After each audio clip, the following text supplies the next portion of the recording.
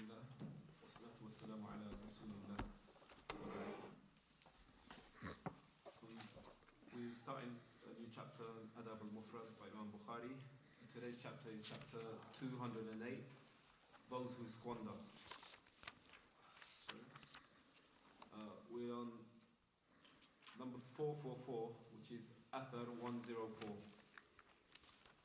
Abu Ubaidain said, I asked Abdullah about those who squander, and he said, they are those who spend in the wrong way.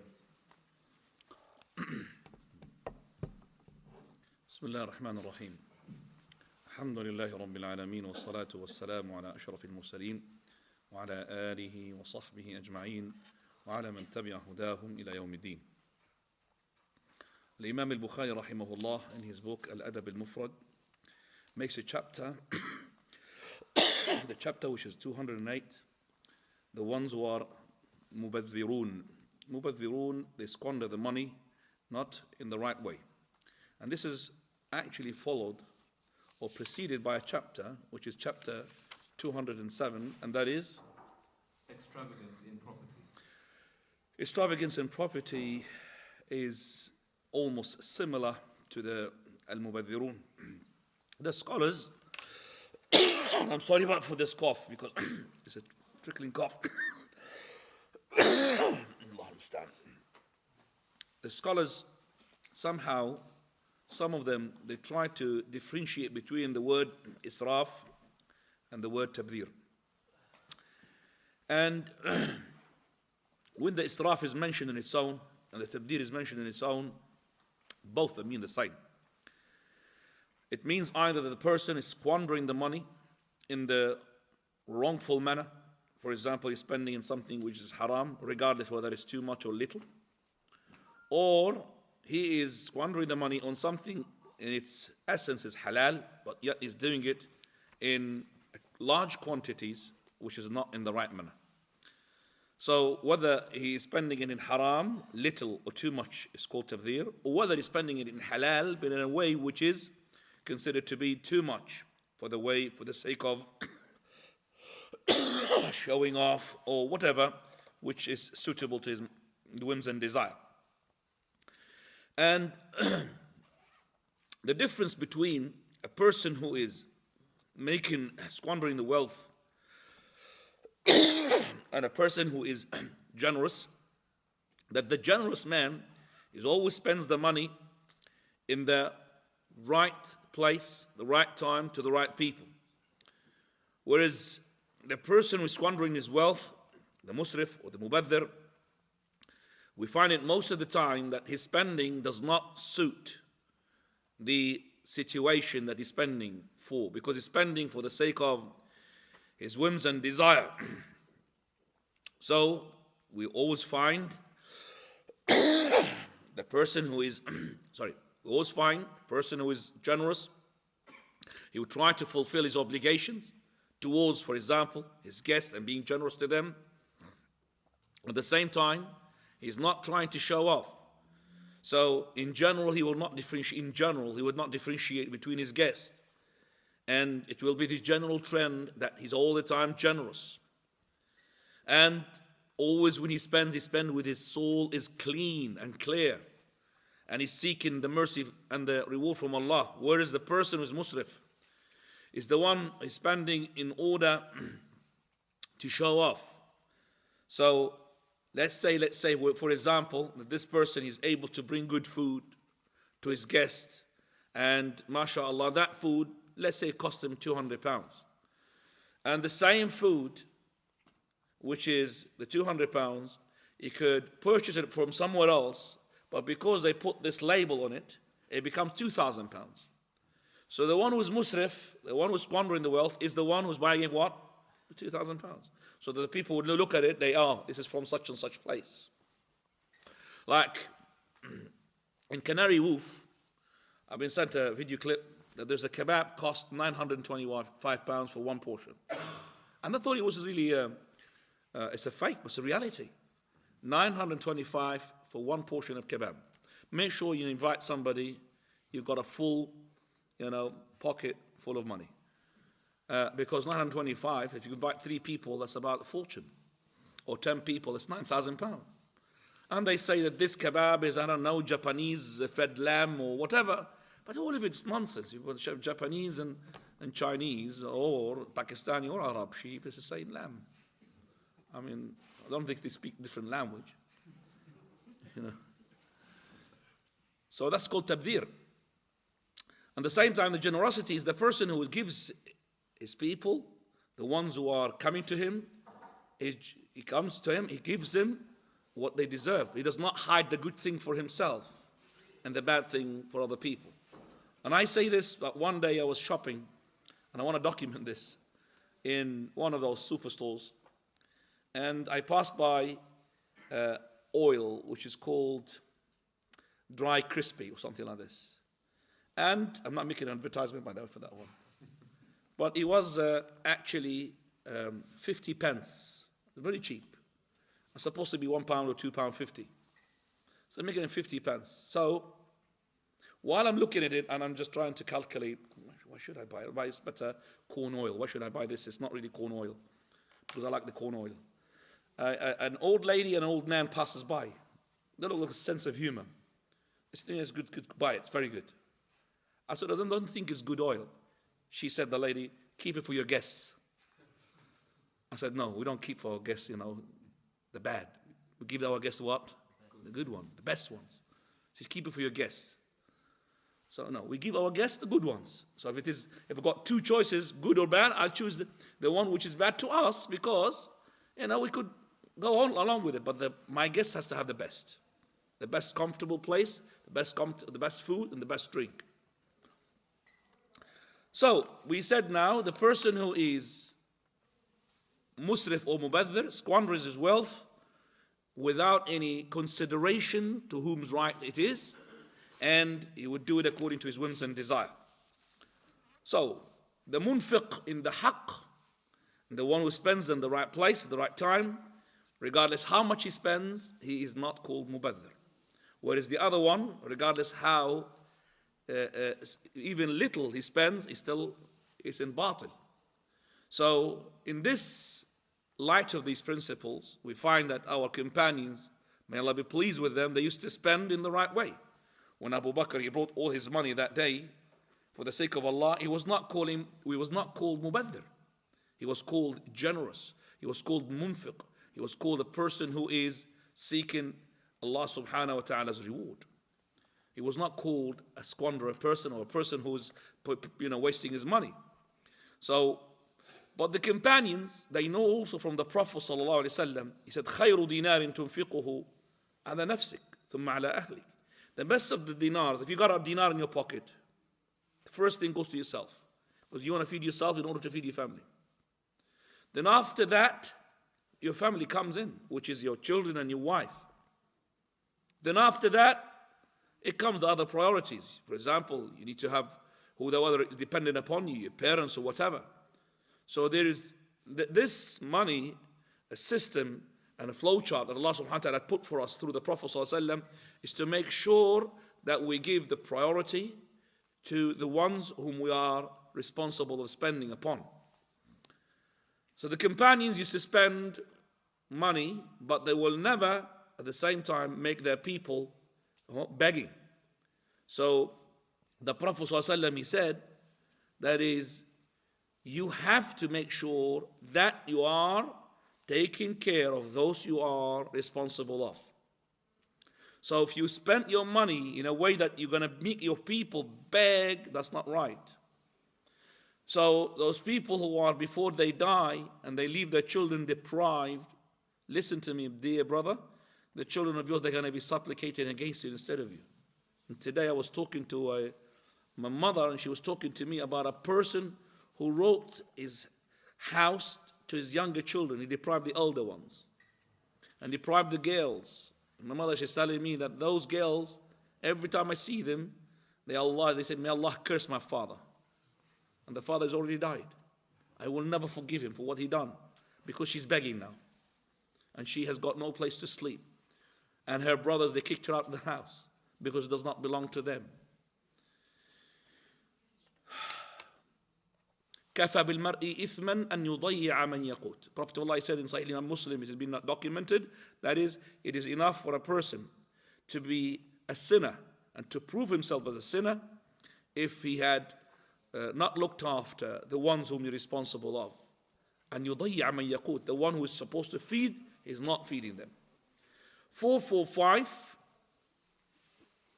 445. Athar 105. Ikrimah said, Ibn Abbas said, the squanderers mentioned in the Quran, in Surah 4, Ayah 27, are those who waste money in the wrong way. Right, again here, 445 is being mentioned from the different companion, and this is Abdullah ibn Abbas, and the other one was Abdullah ibn Mas'ud. That the Mubadhirun, the one who squanders in the what? In the? Spend the wealth? Yes, Al-Mubadhirin, if I can tell. Are those who spend in where? Just read what he said. Al-Mubadhirin, he said what? Ibn Abbas said, the squanderers mentioned in the Quran are those who waste money in the wrong way. That's what he said. In the what? In the wrong way. In the wrong way. And how do I know what is the wrong way? By the Sharia. The Sharia tells me what is wrong and what is what? Right. So if I spend something, if I spend something in something and I don't know whether it's right or wrong, I go look at the Sharia. What does the Sharia say about what I've just been doing? So the wrong here, في غير حق, the Sharia will tell me what I'm doing right or wrong. Now after, alhamdulillah, we finished now the squandering of the wealth, we need to talk about something that is linked to the squandering of the wealth, which is to do with the houses. Now, Chapter 209. Brothers, make sure that you're great to each other. The one at the back, please. The ones who, mashallah, they are really close, but the one at the back from this side, they're not doing their bits and bobs here. Jazakumullah khair. Now, Chapter 209. Keeping houses tidy. 446. Keeping houses tidy, in the translation, I would not see it right. Maintaining the houses. To maintain the house. Islah.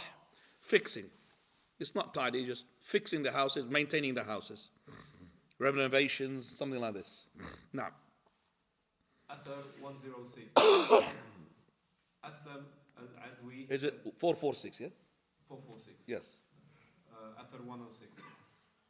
Aslam al-Adwi said, Umar used to say on the mimbar, O people, keep your homes tidy and make these snakes that enter your homes fear you before you fear them. The Muslims amongst the jinn live in the houses in the shape of jinnan, small snakes. The Muslims amongst the jinn will never appear to you. By Allah, we have not made peace with snakes since we fought with them. Can I have the book? What is the hadith? Yeah, that one, Athar 106, that's what's confusing me. So don't mention it. Don't mention it. Yeah. That's just the number. Because it hasn't already in the book itself. Okay, so the hadith is 446. I think the translator is translating to say that this is an athar, which is not a hadith, and the athar up to now is 106. But we don't want to do that because Al-Imam al-Bukhari did not say that. So we've got 446 as the number in the hadith, whether it's a hadith or athar. And the chapter title, Islah al-Manazil, fixing or maintaining the houses. Now, to maintain, to fix is two types. Fixing, either it is which is the direct meaning that is being used for this chapter, which has to do with physical and materialistic fixing, like making it bigger, wider, decorating it, making it many floors. All of that is called fixing. And the second type of the fixing is the spiritual one. Which is the spiritual one? Is that to make it full of dhikr of Allah, the salah, to make it full of recitation of the Quran. That's called as well Islah al-Manazil. Islah al-Manazil, under which so many things would go under. So many things. He said al-Manazil, houses. Houses which are the inhabitants, where you reside. And this house of yours is a blessing from Allah subhanahu wa ta'ala. Allah Azza wa Jalla did not make us like the animals, where animals can sleep in the arat, in the nothing, under the 100 stars, like you could say, no 5-star hotel, 100 stars, lots of stars above them. The animals, they don't care whether they got a home. Yes, special animals like ants, but still some of the ants would sleep outside. But us as human beings, our instinct to live in a house, regardless whether the house is big or small, whether it's made of mud or made of wood or made of bricks or made of even a cave inside the mountain. Just something like would keep us, contained inside. That's the house. And this is a ni'mah, a blessing from Allah subhanahu wa ta'ala. That you lock the door and you got the walls around you, regardless how big is your house and how simple is your house, still that is a ni'mah from Allah Azza wa Jalla. A ni'mah from Allah subhanahu wa ta'ala. That this ni'mah, that you are inside that, let's say, a khayma, which is a tent, that you are able to get naked and to make a marital relation with your wife, all of that is a ni'mah. Nobody can see them, can see you. So that's a ni'mah from Allah Azza wa Jal. And this ni'mah, we're supposed to thank Allah for it. And that's why Allah's messenger, every night he goes to the bed, he would say, Alhamdulillah alladhi at'amana wa saqana wa kafana wa awana. Praise be to Allah, the one who had fed us, the one who was able to drink, and the one who had also sufficed us, kafana, and the ones who had given us houses to reside in, to stay in. That's a ni'mah from Allah. Prophet of Allah is every night he says that. Alhamdulillah alladhi at'amana wa saqana wa kafana wa awana. So that is why we say the islah of the manazil is ضد al-ifsad, is the opposite of demolishing the houses or corrupting the houses spiritually. So it is from the instinct of the person to live in a house. It is from the instinct of the person to make his house better than it was before. Nobody would say that, what are you doing, brother? I'm ruining my house. Nobody would do that. It's all the time is what? Adding to it, maintaining it, making it better. It was always like this. This is your instinct. Allah made you like this. From that chapter, that is why Imam al-Bukhari had brought this after the mubadhirun, after the squandering of the money. Is fixing your house is considered to be from the squandering of the wealth? Do you understand the link now? Why? Now, the building of the houses is as well of two categories. Category which you're doing this extravagantly, meaning you are making a house which is more than you need. So a person is him on his own, having a palace which is more than 3,000 rooms. One of the pop stars, without mentioning his name. He's got a palace, 3,000 rooms. I wanted to count how many days he needs in order to sleep in each room, how many years has to spend, more than 2 years, in order to sleep one night in every room. That's called tabdhir. That's called what? Tabdhir. What for? So the person, when he builds something where he's not in need of, that is called tabdhir.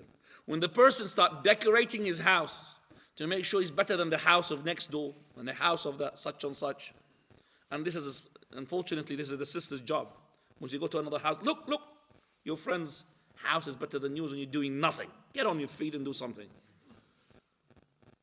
And the guy who got to go and borrow some money to go and get what? Decorate his house. And the other guy with his wife comes back, their house becomes better than ours. Go and get another house. Tell you what, buy another one. And that's where the competition takes place. And that's not the one we're talking about. And that's here Umar al-Khattab on top of the pulpit. If he's in the top of the pulpit, then he's been agreed upon what he says. It's like companions, they never said no to what he says. That athar is very strong. When he says that he had said it on the pulpit, it carries the strength of a hadith of the Prophet ﷺ. Said, "O people, أصلحوا عليكم مثاويكم." Fix your houses, the one that you go into it, regardless whether it's made of wood or made of bamboo or made of a cave. Fix your houses. So make sure that you block the holes where the scorpions come from and the snakes come from. Make sure that you build it in a way that would prevent the rain to goes in, and make it in such a way that the people cannot look into your house. All of that is needed. Okay? But what is the need of a wall like that, and then they bring a very expensive curtain to cover the walls? What's the point of the wall then? I mean, the curtain is for a window. It's not for a wall. But they make curtains for the walls. True or not?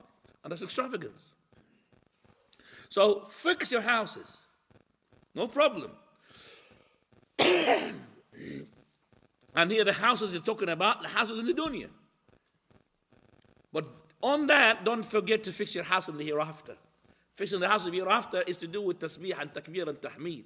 That's the house you're going to be fixing there.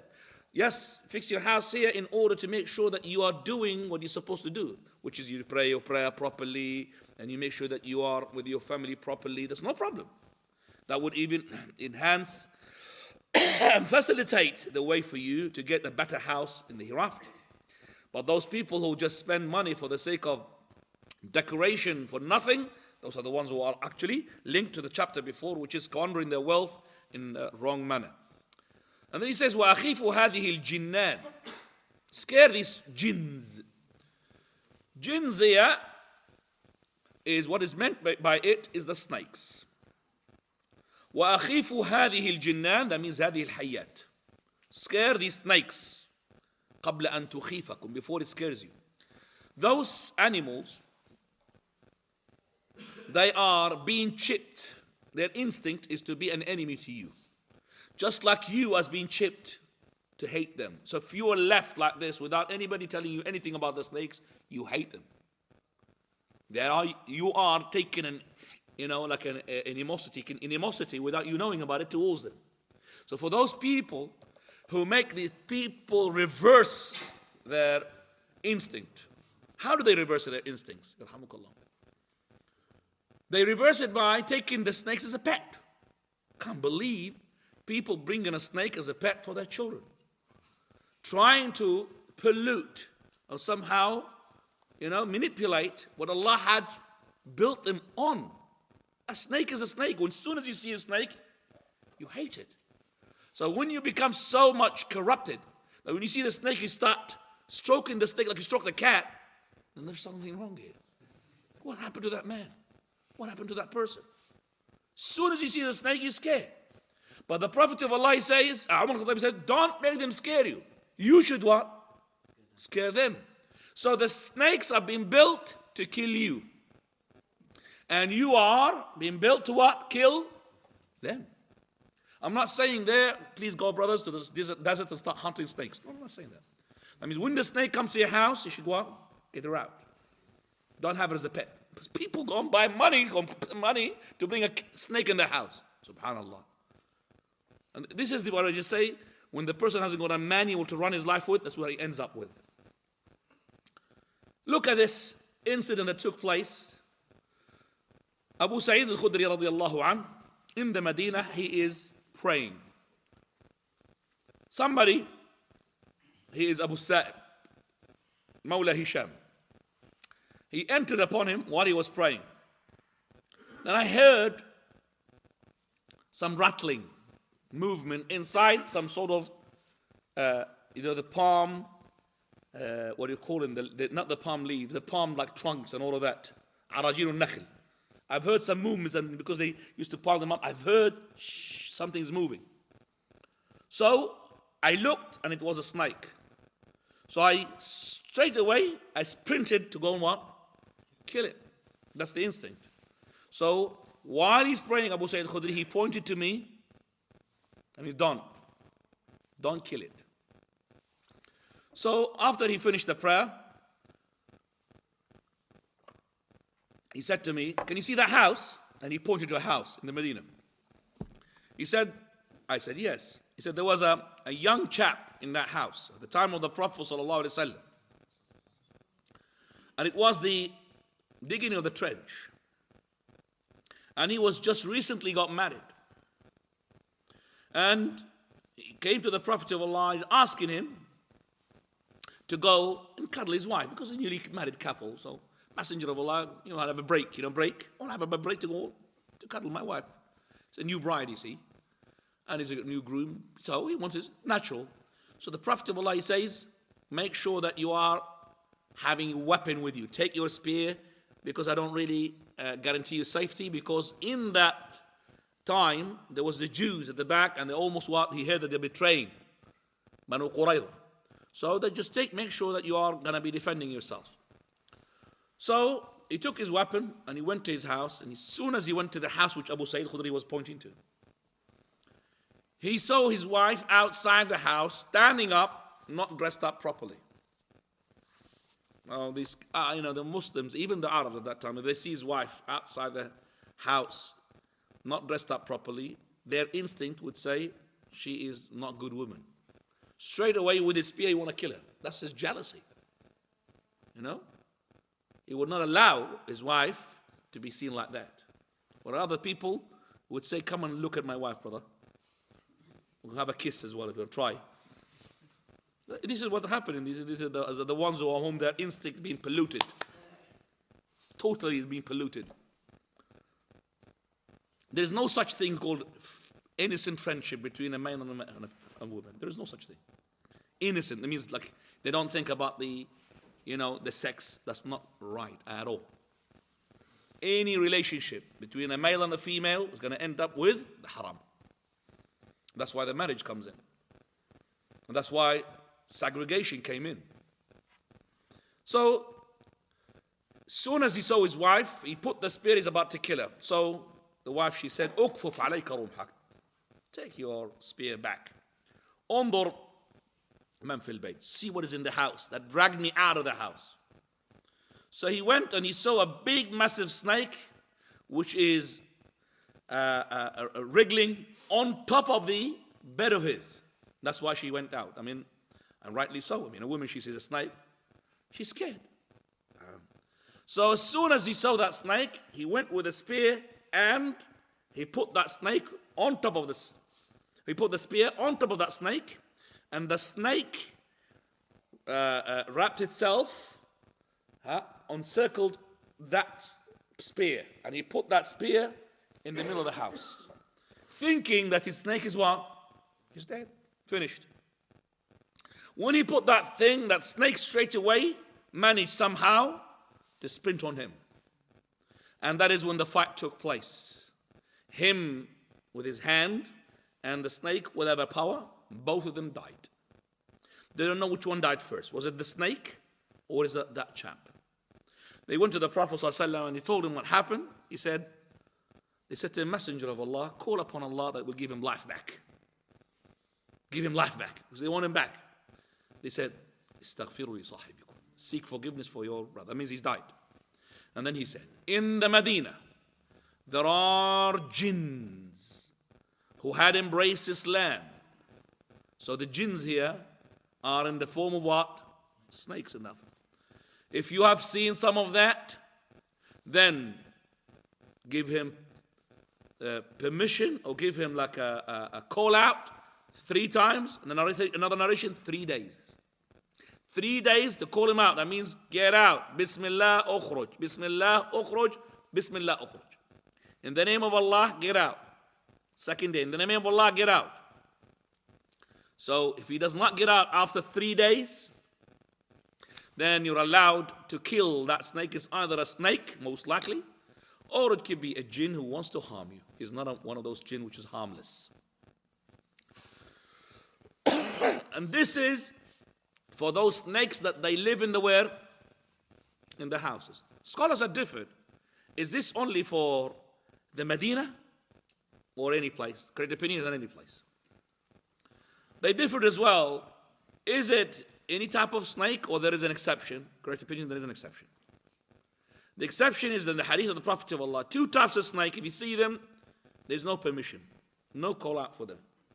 Those are the snakes. Number 1, which is al-abtar. The one has got no tail, short. And this one is a very powerful snake. Even it's small, but when it goes in its body and stands up, it ejects a venom that if it reaches your eyes, it will make you blind. Prophet of Allah, he said, this time it will make you blind. And now it's being proved that venom, it will eject so much distance that one of the people who are documenting this type of snake, he went to Saudi Arabia, and that snake was standing, and what he did, he put those very powerful cameras, very sophisticated. They take, how many, you don't know, 200 frames per second. And he put like one of those helmets that the motorbikers, they put them on, like a plastic one. You could see through. And then through the camera, that snake ejected that venom. And that camera can catch that venom traveling. And it went on top of the what? Helmet, and it started leaking, dripping. He said, that venom, if you want in my eyes, I'll go blind. And he didn't know that the Prophet of Allah, he said that 1,500 years ago.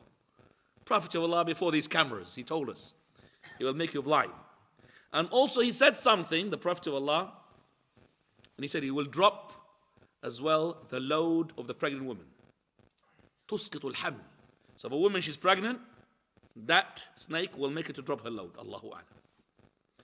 As also for the second type of the snake is the one which is the one has got two lines on top of it. Khattan. Two black lines on top of that snake. That is as well, you kill it without giving permission. Right. So in that hadith, and another hadith, the Prophet ﷺ, he said, من ترك الحيات مخافة طلبهن, he who had left the snakes because he's scared of killing them, فليس منا, he's not from us. ما سلمناهن منذ حاربناهن, we've never been in peace with them since we declared the war against them. We never what? Been declaring what? We're not in peace with them. We don't have it. We should not be in peace with these snakes. Those snakes are to kill you. So you better kill them before they kill you. In the right manner, of course. So if you find them in the house, that's what you should do. Coming back now, so these snakes, they come in the houses also if you haven't got proper door. So fix your door. They come into the houses if you have got lots of holes. Make sure that you don't have holes. Holes bring you snakes, brings you rats as well. So from the fixing of the houses, you make sure that there is no rats, no mice, and no snakes. Where people who has got no manual to run their life, they will buy the snake in their house, they'll buy the rat as a pet, and they'll buy the mouse. True or not? So Mustan, you have nothing to run your life with, that's what you should end up. This is not the nature of a human being. As soon as you see the rat tail, we should be, A'udhu Billah. But when he becomes polluted, messed up, he starts as well. I can't believe it. Stroking the rat, the one who lives in the sewage. Allahul Musta'an. My pet is a rat. This is not right. Right. Going back. So, going to chapter 210. Go on, footnote. Read the footnote if you like. Then there was the footnote. It says here about the snakes. He meant that the enmity between human beings and snakes is natural, or it refers to the story of Adam and Eve when the snake helped Satan to enter paradise for deceiving Eve into eating from the prohibited tree. The snake, we don't believe in that. Adam alayhi salam was deceived by whom? Iblis. Iblis is the one who deceived Adam alayhi salam. And he promised him. And he told him that you're going to have the what? The immortality. Now, 210. You finished? Now. Chapter 210. Building expenses. Hadith 447. Khabbab said, a man is rewarded for everything he spends except in building. Khabbab is Khabbab ibn Arat, one of the great companions who embraced Islam from the beginning, at the time of when the Prophet of Allah was in Mecca. And this hadith will come again in the hadith number 454. So if you read 454, you will find it there as well. And is it? Yes, is it there?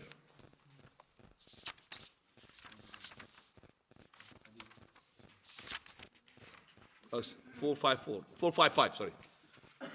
Yeah, 455. Yeah? Correct? Okay. 455. Just make sure, sorry, just put that wrong.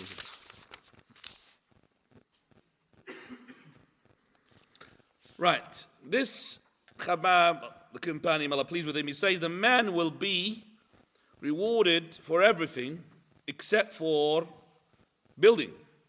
And he meant by this, and he has supposed to be mean by this, the building which is not for the sake of Allah. It's a building which is beyond the need of the person. But if it is for your family, and you build for them, you're going to be rewarded. If you're building a masjid, you're going to be rewarded.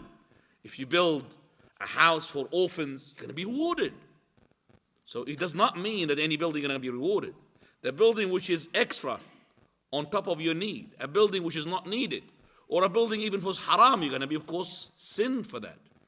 But just in general, that you're going to be rewarded for everything except for building, you have to understand the word except for building here, the building which is not for the sake of Allah, or a building which is beyond the need of yours.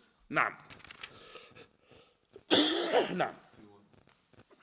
Chapter 211. A man working with his workers. Do you have any fan here? Can I just have that fan, please? Just put it next to me, because maybe people that don't like the fan. See, the person who talks is different from you guys who are sitting and just relaxing. I do exact that, so the energy is making me hot. Jazakallah khair. Barakallah feek. Very good, alhamdulillah. Barakallah feek. Chapter. Just point towards me, right? Yeah, from the point towards you. No. Just from the bottom. Yeah, that's it. That's it. Jazakallah khair. Now. Chapter 211. A man working with his workers. Hadith 448. Nafi bin Asim said Abdullah bin Amr asked a nephew of his who had come from Al-Wahd, Ta'if. Al-Wahd. Al-Wahd. Al-Wahd. لا واه وذا هاء نحاء. Yeah. Al-Wahd. That's it. Ta'if. Are you laborers working? He replied, I don't know. He said, if you were Thaqafiyan, you would know what your laborers were doing. I like the word Thaqafiyan. Thaqafi. From Thaqif, yes. Yeah, when they make it in English wise now. Thaqafiyan, go on. Then he turned towards us and said, when a man works with his workers in his house, and Abu Asim once said, in his property, he is one of the workers of Allah, the mighty and exalted. This is a chapter where the Imam, by the way, somebody had put the volume down. I am 100% sure. Okay. That's the person, please put it up. Jazakallah. The person, there's nothing.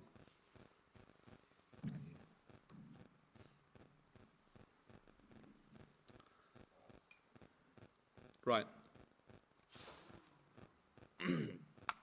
The title of that chapter is A Man Working with His Workers.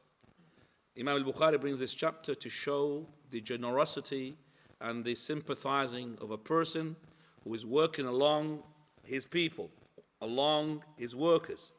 Because when he works with his workers, that would give them a hint that he is, number one, caring about them.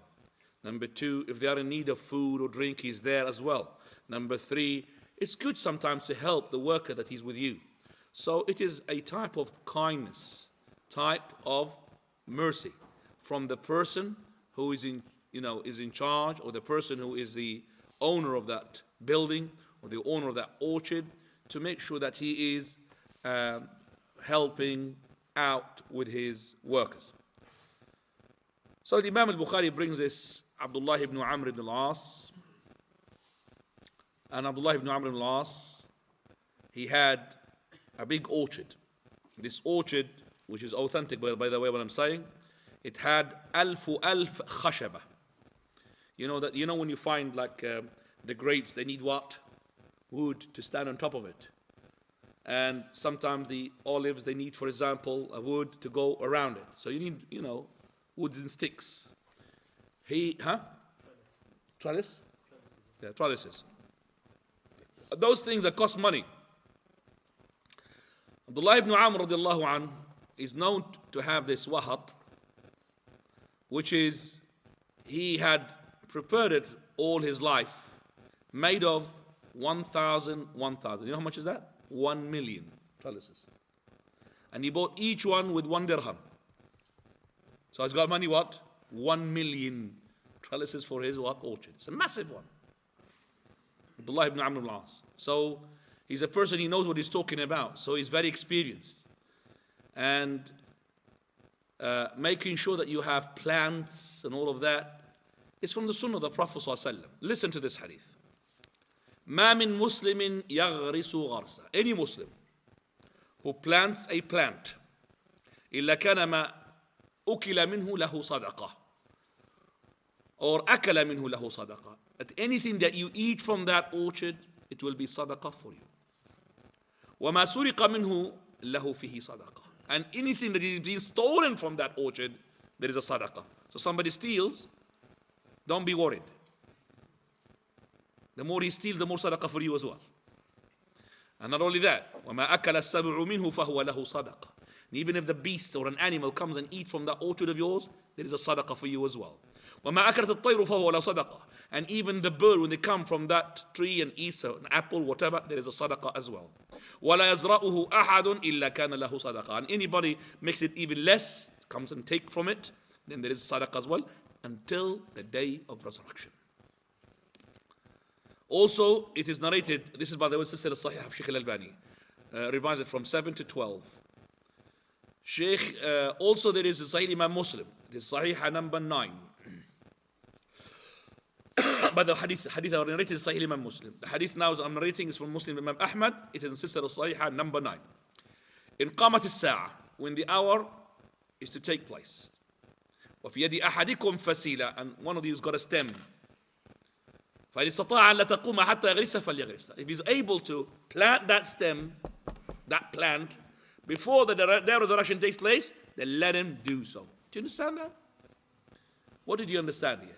What sort of benefit you're going to get from that thing you're going to plant when you know that the day of resurrection is going to take place? Everything's going to be what? Doomed. So what's the point of planting a tree? Yet the Prophet of Allah said, if you are able, so let's say the earthquake is taking place, and you've got a plant, what? Plant it. Even though you're not going to see it. Because you're going to be killed, and all the plants and everything on the earth are going to be what? Demolished. But the Prophet of Allah is saying to you, even if you have that little stem of that palm tree, plant it. Because there's a reward in it. That's how the Prophet ﷺ, he had told the companions to do. Now, Abdullah ibn Salam, he says, and that's a companion, the Jewish rabbi, and embraced Islam. So if you heard about the Dajjal had come out, and you are planting the tree, don't rush. Finish the planting. For verily, there is going to be living after the Dajjal. The Dajjal, when he finishes, there will be living after that, life. So don't rush, plant it and then run away from the Dajjal. Also, Umar al-Khattab radiallahu anhu, he was saying to a man who is Khuzaymah ibn Thabit, he said, why don't you plant your land? He said, well, I am a very old man, I'm going to die tomorrow, so what's the benefit saying? So he said, Umar, I wallahi prompt you. I'm going to azimu alaykum, means like I'm commanding you, plant your land. And then Umar al-Khattab was helping, Khuzaymah ibn Thabit to go and plant his land. He's helping him to plant the land. So plantation is barakah in it. So Abdullah ibn Amr al-As in this hadith, he comes to a nephew of his. After he came from the waht, which is, as I said, it's a low land, but it's like an orchard. And it's a big orchard, full of fruits and trees and everything. So he said to him, أَيَعْمَلُ عُمَّالُكَ? The workers of yours, are they working? He said to him, I don't know. Now, when he asked him this question, he wanted to know if he knows. Because if whether he said yes or no, he's going to ask him, why don't you work with them? Do you understand me? Whether he said, I know my workers are working, or he said, I know that my workers are not working, but he said, I don't know, it doesn't matter the answer. Because he wanted to direct him, Abdullah ibn Amr, to what? That you should what? Work with them. He said, I don't know. He said, well, if you had to be from Thaqif. Thaqif are well known to be people who are planters of the land. They are plowers. They plow the land and plant it. So they are people who are keen to know their agriculture. So he said to him, if you were from Bani Thaqif, properly, you would have worked along your workers. And then he looked at us. And he said, verily, and us here,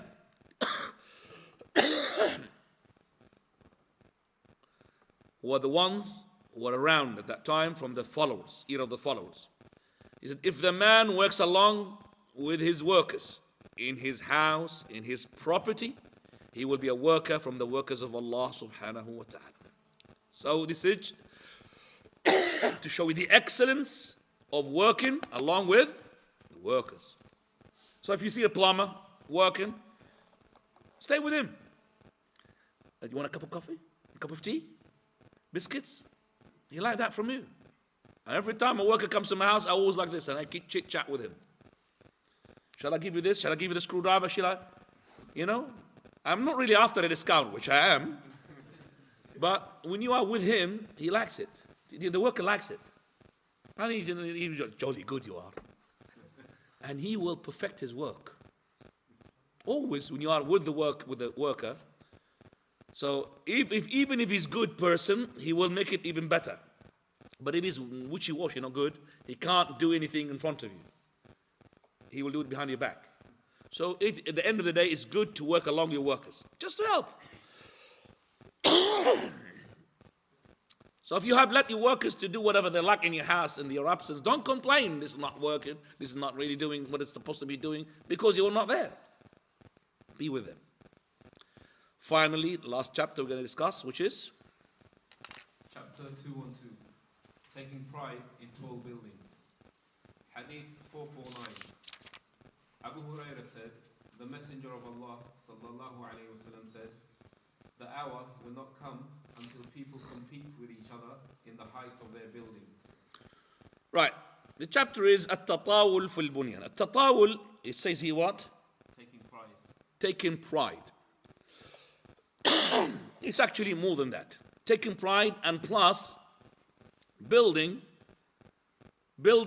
on top of them higher for the sake of no need. You don't need it. And also includes decorating the house in a way you don't need it. So decoration, extra higher building for the sake of no need is included. And also competing. That's the one which is as well in the hadith of the Prophet of Allah. لا تقوم الساعة. The hour will not take place. Abu Hurairah narrates, the Prophet said, لا تقوم الساعة. The hour will not take place until the people compete with one another regarding their bunyan, buildings. Which one is higher? Which one is better? When he says that تقوم الساعة, that means this is from the signs of the day of resurrection. And the signs of the day of resurrection are the major or minor. The major ones, if one of them happens, then the other ones will follow. Just like the Prophet called it a necklace, which is broken, then they will fall one after one another. Starting with the Dajjal, then Isa alayhi salam, then Ya'juj and Ma'juj, then the smoke, then the Arabian Peninsula swollen in the east and the west, the Arabian Peninsula, then the beast, then the sun, then the fire, and those are the 10 signs of the major signs of the day of resurrection. The smaller ones, the smaller minor signs, from them is to compete in the buildings. And the Prophet ﷺ in the hadith of Jibreel alayhi salam, when he came to the companion to teach them the religion, they didn't know he was Jibreel. He asked them, what is Islam, what is Iman, what is Ihsan? And then he asked them, when is the day of resurrection? Prophet's answer was, مَا الْمَسْئُولُ عَنْهَا أَعْلَمُ مِنَ السَّائِلِ. The one who's being questioned, he doesn't know more than the one who is questioning him. He said, what is the signs? وَمَا أَمَارَاتُهَا. So he started with أن تلد الأمة ربتها. That is the woman, she will give birth of her master. And then رعاء الشاء الحفاة العراة. رعاء الشاء يتطاولون في البنيان. The ones who got no clothes, nothing even to cover their feet. The ones who their job was shepherding. They are now competing what?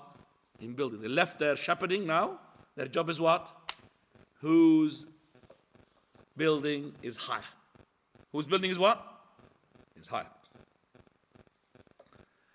Al-Imam Ibn Hajar al-Asqalani, whom he died in the year 856 after Hijrah. That's about 800 years ago. No, sorry, 600 years ago. 500 plus. He says, this is a minor sign which we have seen it. How many years ago? More than 500 years ago. Just about 600. He said, this is a sign, we are seeing it. Because the minor signs are minor signs already had happened, or minor signs already happened and still happening, or minor signs yet to happen. From the minor signs which already happened, this moon split. The moon split at the time of the Prophet of Allah. It's a major miracle, but it's a minor sign. From the signs which are happened and yet still happening and will happen is what? Is what? That this buildings, competition in the building, who's higher. From the signs and the minor signs yet to happen, the river of the Euphrates disclosing a mountain of gold. Brothers, come forward, please. Get up the... Whenever somebody comes, goes out, please fill up the gaps. Jazakumullah khairan. Barakallah feekum. We're about to finish now.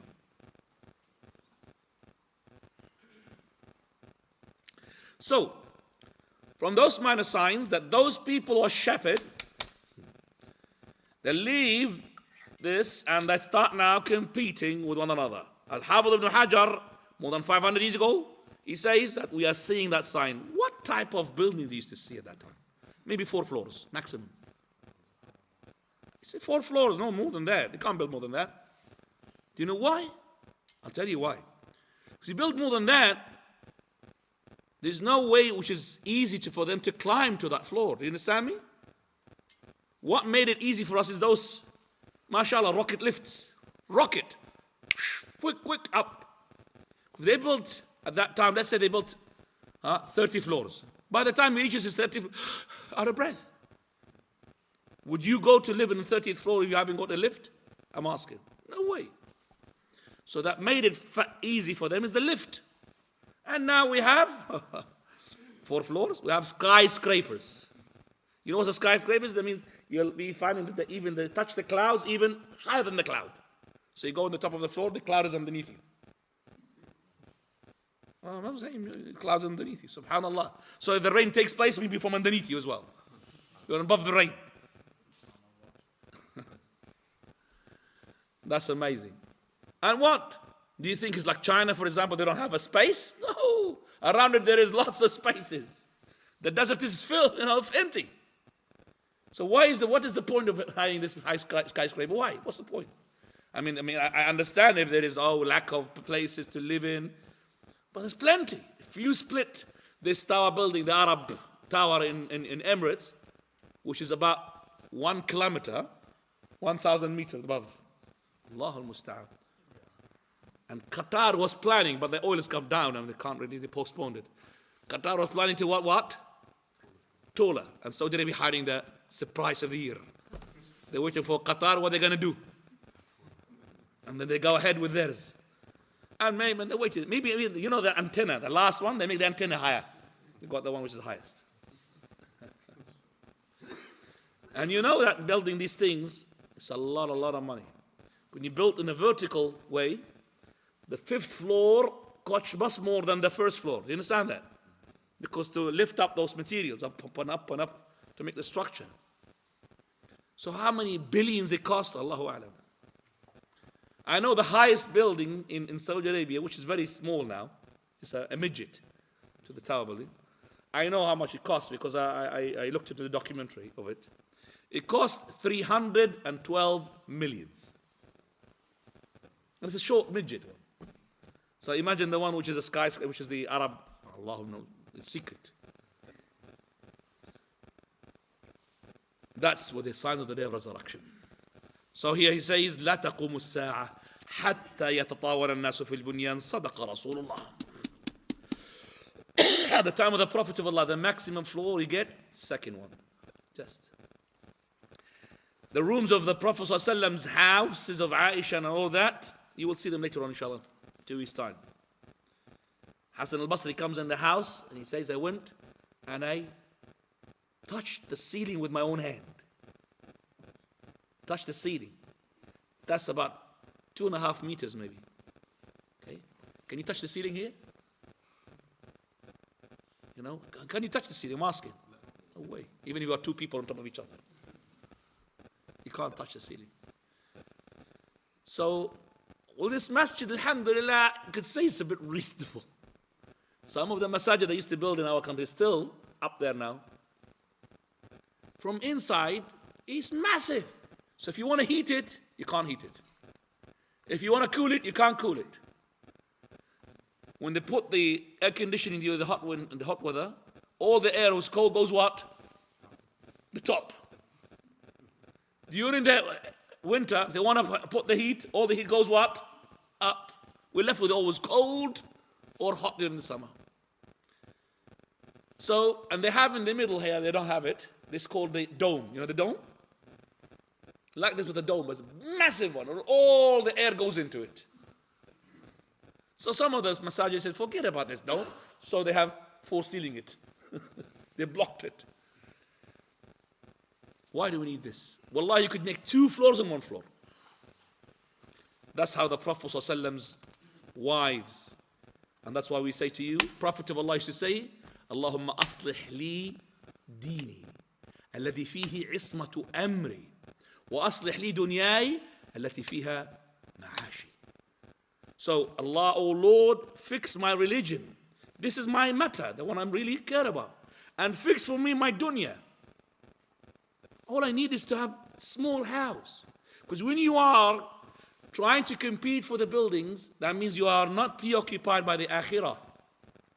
You are preoccupied by the dunya. And the Prophet of Allah said, Allahumma la taj'al ad-dunya akbara hammina. Oh Lord, don't make the dunya to be our target. The thing that concerns us. That's what the people they think about these days. My house and my house. My house and my house. And he doesn't stop decorating his house.